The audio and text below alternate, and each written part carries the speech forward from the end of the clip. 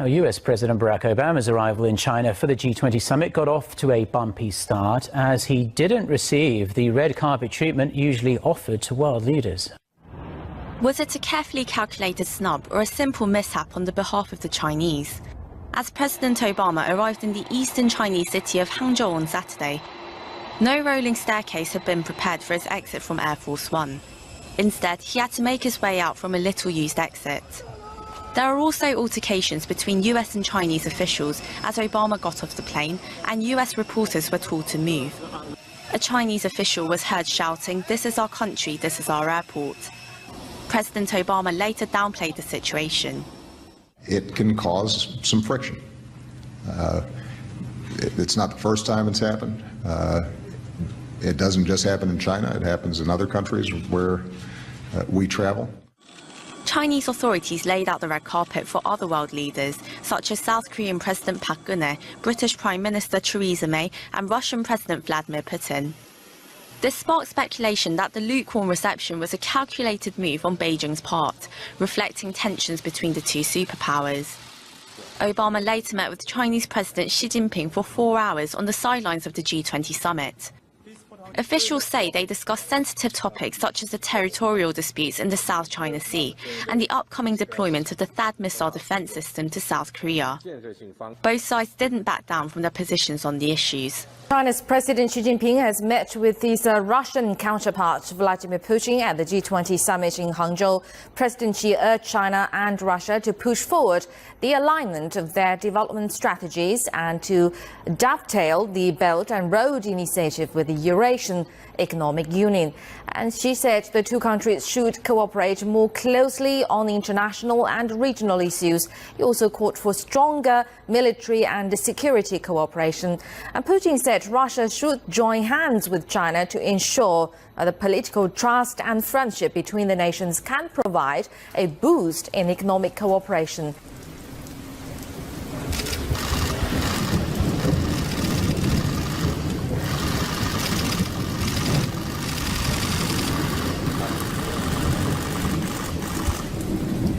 Ну, я уже вам говорил, что предприниматели китайские сказали, что вас очень любят мороженое, я обещал вам привезти. Вот я уже сказал вам, в подарок вам привез целую коробку мороженого.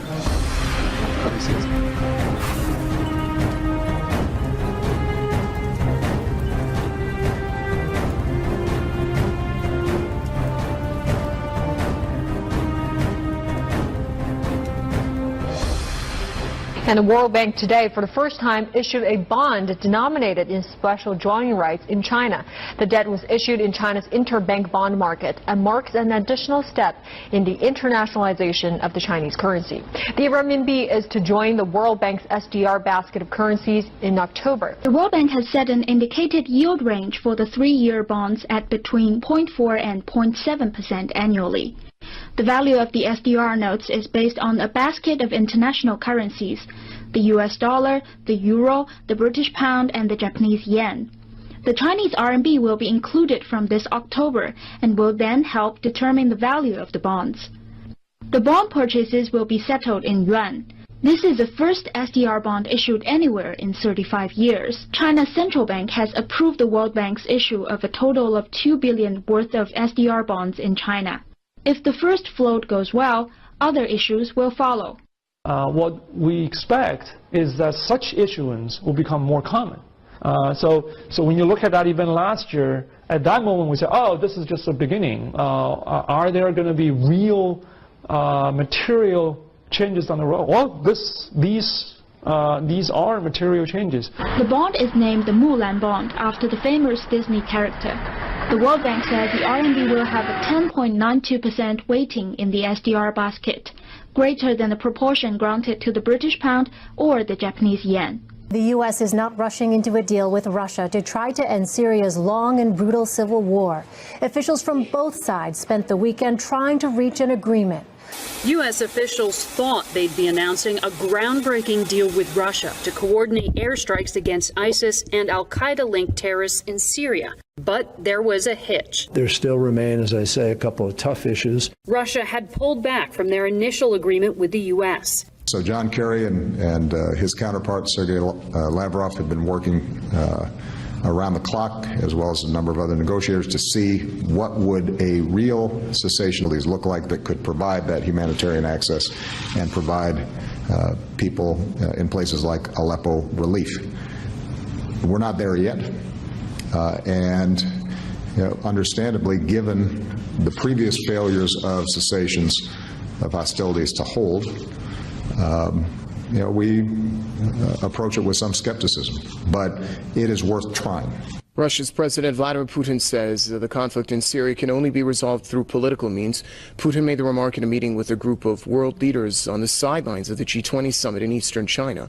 He added that terrorism could be successfully tackled if countries with vested interests come together for joint efforts. Putin's comments come as Russia and the U.S. are discussing the situation in Syria on the sidelines of the G20 summit. Earlier on Saturday, the U.S. State Department said a deal on Syria was very close, but U.S. Secretary of State John Kerry later dismissed the news. Kerry added that there are tough issues that need to be worked out before Washington and Moscow agree on a deal for Syria. As the U.S. and Russia struggle to reach a ceasefire deal in Syria, fighting rages on. In Aleppo, Syrian government forces and their allies laid siege to rebel-held areas in the east of the city. The offensive relied heavily on Russian air power and reversed key gains by the rebels in early August. In northeastern Syria, Turkey and its allies opened a new line of attack. Turkish tanks rolled across the border, and Syrian fighters swept in from the west to take villages held by Islamic State. Together, they appear to have driven the hardline group from all the areas along the Turkish border. Footage is said to show rebels with the Nureddin Zinki Brigade moving through villages east of Erray and raising their flag. The offensive continues a full-scale Turkish incursion that began 10 days ago. Turkey is also trying to stop the advance of the U.S.-backed Kurdish YPG militia. Ankara fears that their advance would embolden Kurdish militants inside of Turkey. And security forces have continued extending a concrete security barrier on the country's border with Syria. The state-run Anadolu news agency reported earlier that the new stretch of wall would be built between two Turkish border towns. The move is to enhance security and prevent cross-border incursions by Kurdish militia. Turkey views the Kurds as a threat, with Turkey-backed forces clashing with Kurdish militia outside the Syrian city of Jarablus, just across the border from the Turkish town Kakamis. We will build a great wall along the southern border. 2016 presidential election has ignited a debate about security on the United States' southern border with Mexico. But the border between Canada and America is also attracting scrutiny. The U.S. has steadily been beefing up surveillance on the northern border with new technology designed to help monitor areas too remote for round-the-clock patrols by field agents. Much of the change comes from the gradual rollout of new technologies that were promised in the aftermath of a security reassessment following the 2001 terrorist attacks. About 300,000 people a day legally cross the U.S.-Canada border, the largest bilateral flow of people in the world. We have far less problem with that border than we do with our southern border.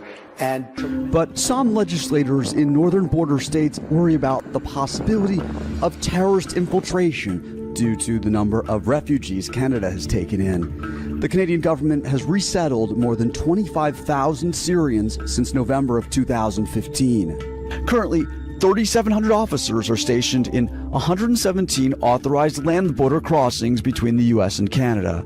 Around 2,200 agents are assigned to patrol the northern border in shifts, a 500% increase since September 11, 2001.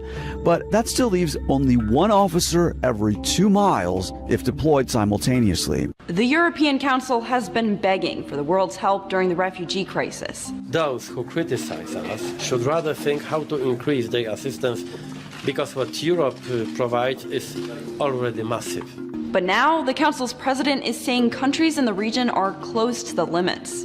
Only global efforts supporting refugees and their host communities will be able to bear fruit. Those efforts include demands for more money and more resettlement cooperation in United Nations countries, with a specific call out to the U.S. Keep in mind that the U.S. has contributed the most financially to the United Nations refugee efforts every year since 2009, almost 5 times as much as the next highest donor. The country has been criticized, however, for how few Syrian refugees it has taken in compared to other Western countries. Yet the acceptance of Syrian refugees has sparked a political debate in several European countries. This is a very deep crisis. This is a crisis that is about real interest, but it's also about identity, and it's about important political principles. But in a world where 24 people are displaced every minute, it's unclear where they will go if Europe will no longer accept them.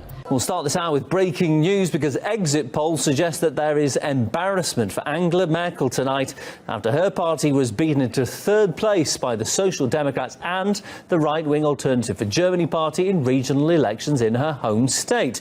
The vote's being seen as a key popularity test of the Chancellor's policies.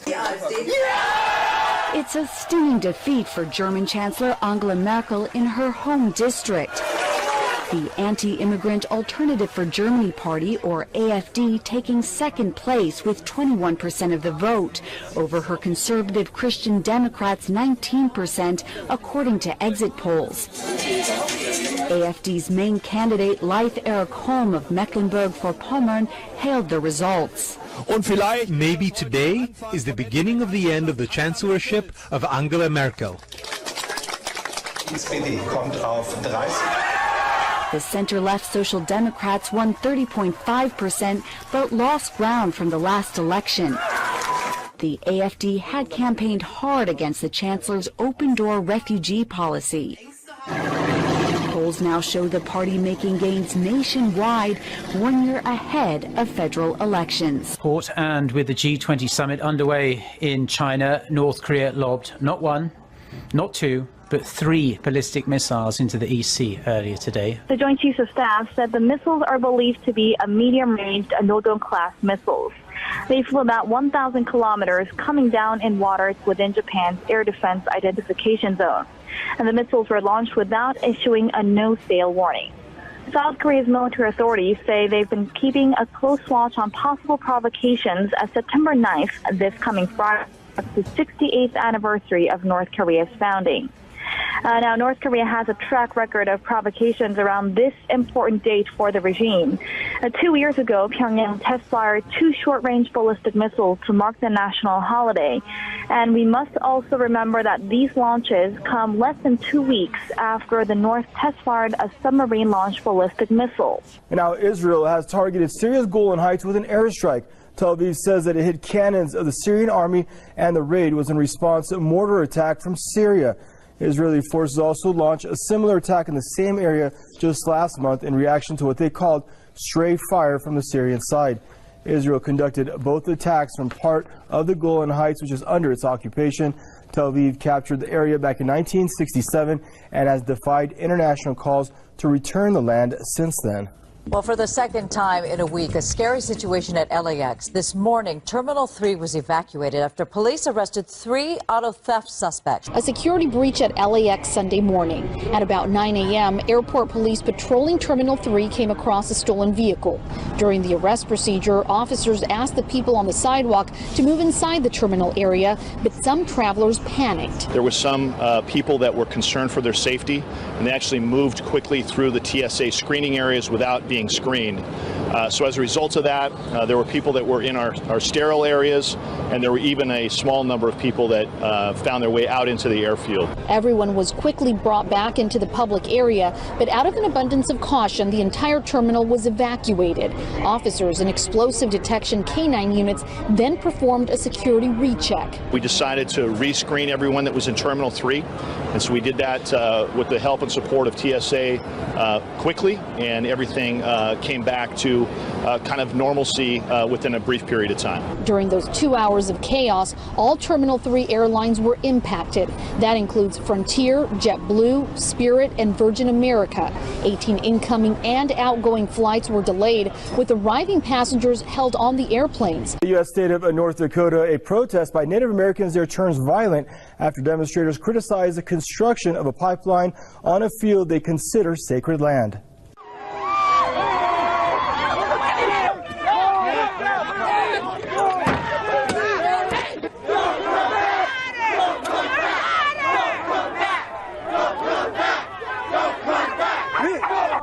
Well, they tried to push us back with their trucks and their bulldozers, but we just kept on coming, and we just pushed them all the way back over the hill now. And officials say that 4 security guards were injured, one taken to nearby hospital with undisclosed injuries. Meanwhile, Native American elders say that at least 30 protesters were pepper sprayed. Demonstrators say construction crews have destroyed burial and cultural sites there. They're also worried about the possible contamination of a nearby river by the project. A federal judge will rule before September 9th whether construction can be halted on the Dakota Access Pipeline. Scientists in Singapore have found that the Zika virus behind the outbreak in the city-state probably did not come from Brazil, but from a local strain already in Southeast Asia. Singapore's Ministry of Health says researchers sequenced the DNA of the Zika virus found in 2 local patients, and the results showed it likely evolved from a strain that's been in the region for decades. Experts welcomed the news as it could mean most locals are immune from the strain. What's more, the genetic distance from the Brazilian version would dramatically lower the risk of brain defects in infants believed to be caused by the virus.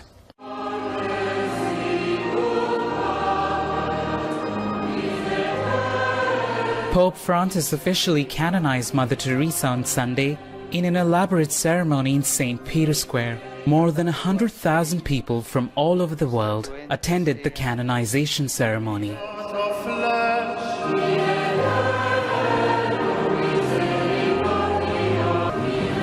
In Kolkata, India, where Mother Teresa lived and worked, hundreds of people gathered at the headquarters of the Missionaries of Charity, the congregation she founded in 1950, to offer prayers and watch the live broadcast from the Vatican.